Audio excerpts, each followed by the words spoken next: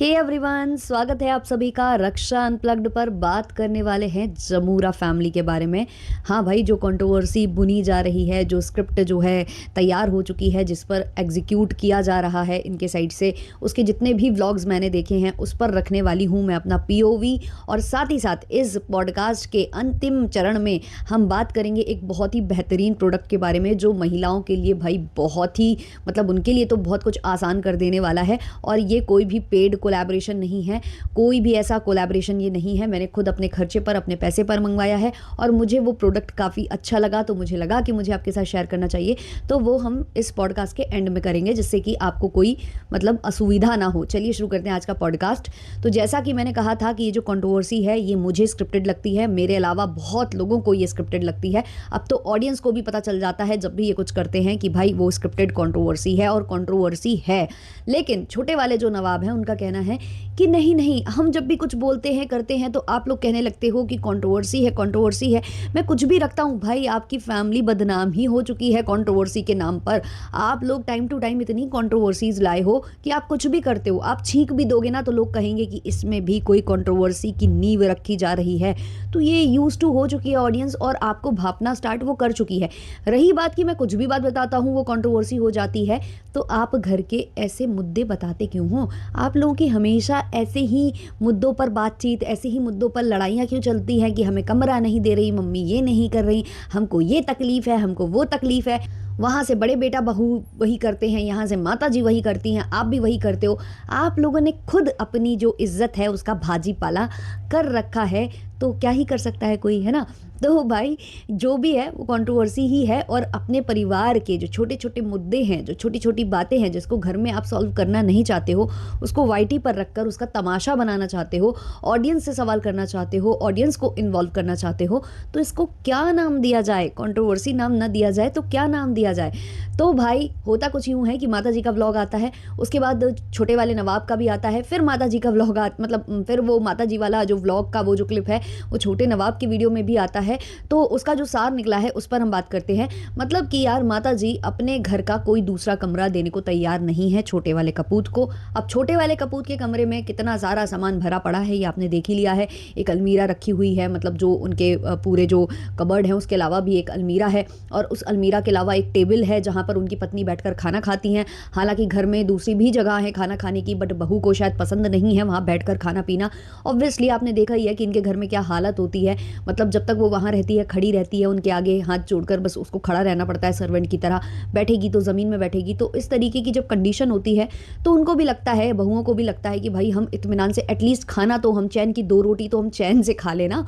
तो उसके लिए उसने कमरे में टेबल लगा रखी है जिस पर बैठकर वो खाना खाती है। तो ऐसे कर करके सामान काफ़ी बढ़ चुका है और कमरा काफ़ी ज़्यादा छोटा है, जैसा कि आपने देखा भी है। और जब बच्चे वगैरह हो जाते हैं तो और ज़्यादा तकलीफ़ें हो जाती हैं। और माता जी तो भाई अति अति अति पार बातें बता देती हैं। छोटा बच्चा हो चुका है, ऑब्वियसली गंदगी रहती है, आप साफ़ सफाई रखोगे नहीं, कमरे को कबाड़ बनाए रखोगे, कोई रूम का जो फ्रेशनर है वो यूज़ नहीं करोगे, कुछ भी नहीं करोगे तो वो स्मेल मारता है। माता जी की मैं हिम्मत की दाद देना चाहूँगी। ये लोग किस लेवल के लोग हैं। खाते खाते उस गंद को डिस्कस कर रही थी, वो लीची खाती जा रही थी और गंद डिस्कस कर रही थी कि उस कमरे में ना बदबू आ रही है, ये बता रही थी खाते हुए। भाई एटलीस्ट ये मत करो। और बता रही हैं कि मेरे बेड पर भी बच्ची ने टॉयलेट कर दिया है, ये कर दिया वो कर दिया। भाई खा तो लो, पहले खा लो एटलीस्ट। क्या क्या सिखा रहे हो आप? इन्फ्लुएंसर बोलते हो अपने आप को, क्या समझते हो? व्लॉगर समझते हो आप अपने आप को? जो भी समझते हो, जो लोग भी इस फील्ड में हैं, कम से कम इतनी जिम्मेदारी तो आपको समझनी चाहिए कि हमको क्या पेश करना है वाईटी के ऊपर और क्या पेश नहीं करना है। कुछ भी बोल देना है। ये सब बोलकर आप क्या जताते हो? कि ये होती है क्लास, ये होती है व्लॉगर्स की क्लास।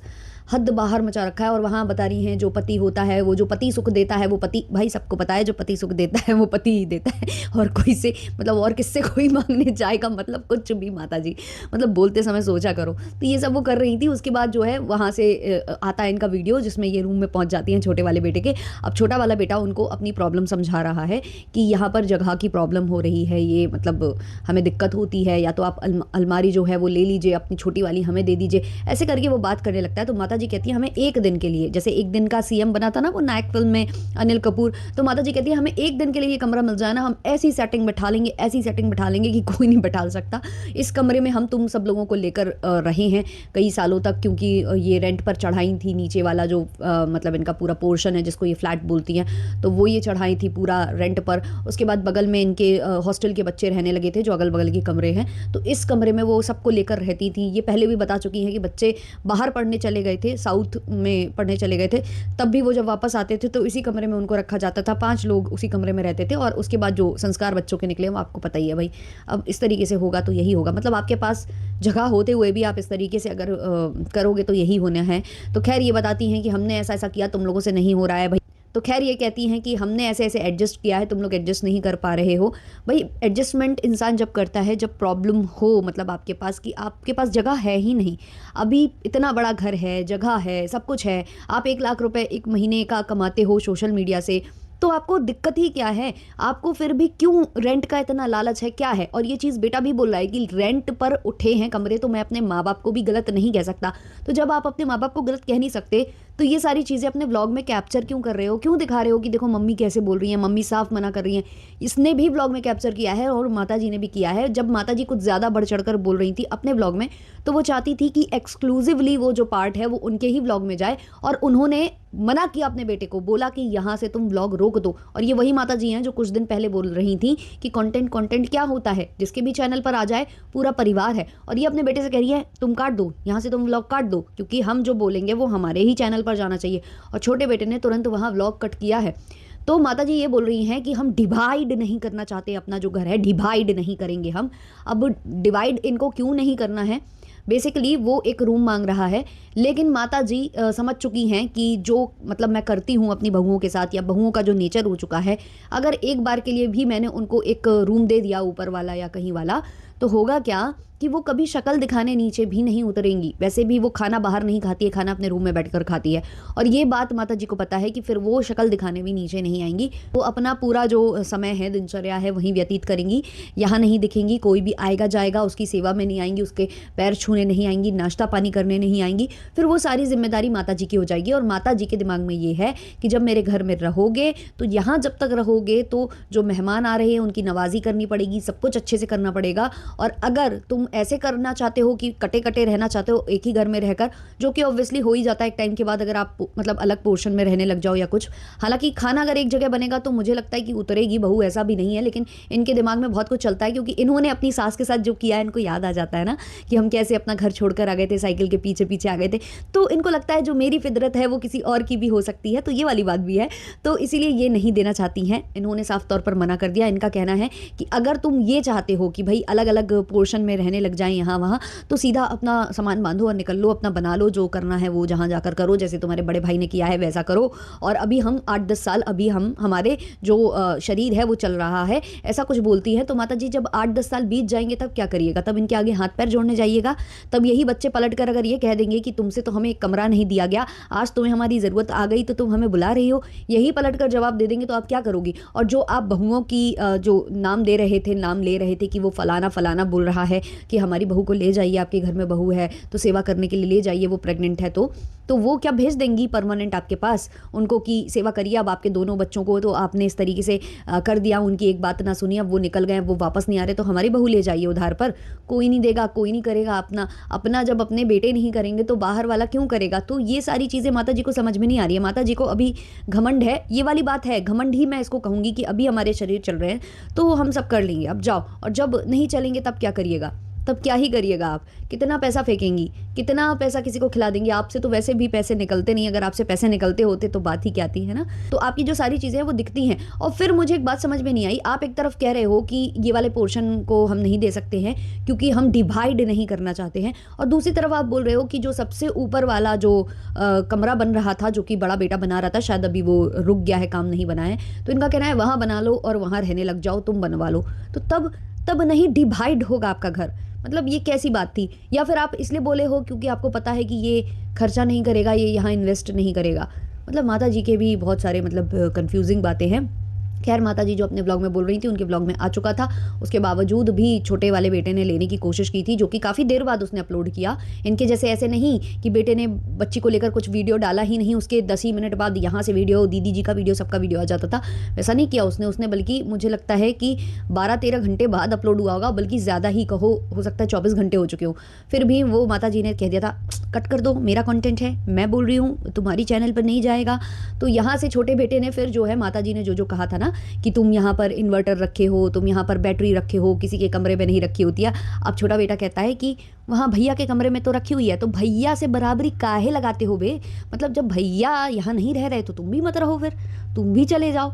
मतलब ज़रूरी है क्या कि वो जो काम कर रहा है वो तुम करोगे? अरे उसने तो मतलब एक प्रेमिका भी ढूंढ ली थी, अब सब चीज़ें करने लग जाओगे क्या? सही तो कह रही है माता जी सारी, तुम उसकी ही कॉपी करने लग जाओगे तो फिर ढंग से कर लो, ढंग से कर लो कॉपी, हर एक चीज़ को करो कॉपी।